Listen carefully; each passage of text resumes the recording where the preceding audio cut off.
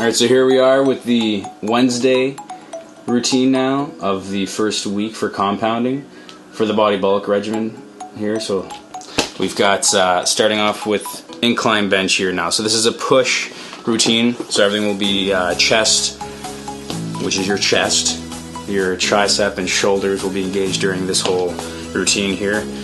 So this Wednesday routine starts off with the incline bench. So here we got the whole setup of like the warm-up set starting, 1, 2, 3 working sets after your warm-up, and then a failure set to all these exercises. So we start off with the incline bench. I've got 12 to 15 reps, so I just get the blood flow going again for this movement.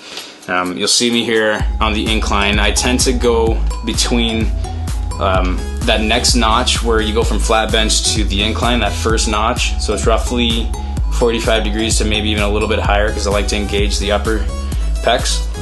But anyway, so I roughly go 45 degrees.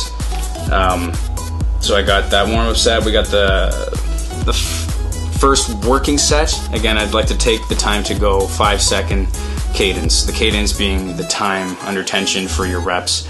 So I do 5 seconds. In my head, I'm counting 1, 2, 3, 4, 5 as I push, and as I drop the weight down, I'm counting 1, 2, 3, 4, 5. And then for those 3 working sets, I do that. Then onto my failure set, I count 3-second cadence for those 3-second reps.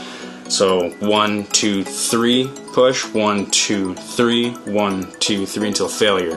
Then I do flat bench. So here again, I do the warm-up set, 3 working sets. But this time on flat bench. So I'll just kind of cut the footage short here just to kind of get the point. You know that there are warm-up sets and working sets, and I will tell you the difference when there's a different exercise or whenever that switches around, when they don't have the warm-up sets or if it's until failure. So you now have the fail set on that flat bench, and then you move on to close grip bench press. This one here, when I go free weight on the bar, I do find it's a smoother movement versus if you're on a Smith's machine. The Smith's machine is nice when you don't have a spotter, which I rarely do. I usually do this stuff on my own. I've done the last 4 years of my workout regimen basically in the gym on my own, rarely have a spotter.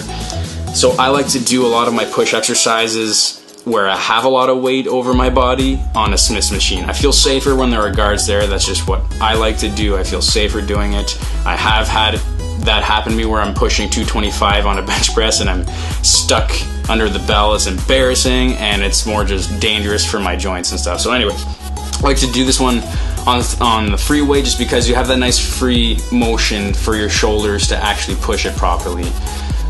So you'll see me going very light here just because I'm trying to be safe, but also because I'm doing a lot of time under tension with the 5-second reps, it's still dangerous as light as I'm going. So you'll see me doing this here. I'm counting 1, 2, 3, 4, 5. 1, 2, 3, 4, 5. Nice and close grip on that bar where you're focusing mainly on the triceps here for that nice muscle overload. So you have the weight on there usually is heavier, so you can push a lot on the triceps versus like if you're doing a cable pulley kind of like a push down with your triceps or even an overhead press with your triceps. It's just you can load that weight on there usually when you're doing a close grip bench or even on the bench press. So it overloads the weight on the tricep. So the close grip bench press is mainly the tricep exercise. So after you do your failure set, you move on to doing shoulder press. On the shoulder press, I tend to, again, use a Smith's machine because it is over my body.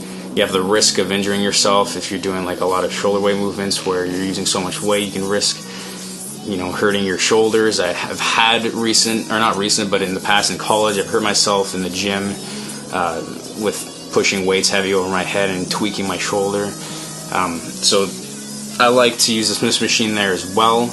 If you go free weight, I like to slow down the weight even though I'm not doing the slow cadence like this workout regimen. I like to keep it slow just so I know I'm doing the movement properly and really focusing on that muscle tension. So after you fail that set with your shoulder press, you're doing all those same sets. You have your warm-up, working 1, working 2, working 3, and then a failure set. You move on to your tricep dips. This one I've used added on weight on my body because I find if I'm pushing just my body weight, sometimes it's not enough. Like I have to go really slow if I'm doing my slow cadence. Like here, like I like to do a warm-up set. I'll push between 12 and 15 quick enough that I get that blood flow. I might cheat a little bit on the form just to get the blood flow because I don't want to totally push fast where I'm just flexing at my, you know, at my elbows to the point where you're getting elbow tendonitis. It hurts, it's painful, then you're gonna basically kick yourself out of the gym because you won't be able to go anymore because you're in so much pain. You injured yourself.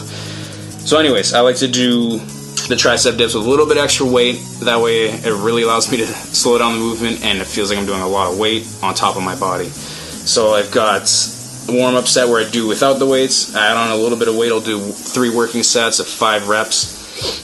And then onto the failure set where I fail between the 5 and 9 reps roughly, counting the 3 seconds per rep.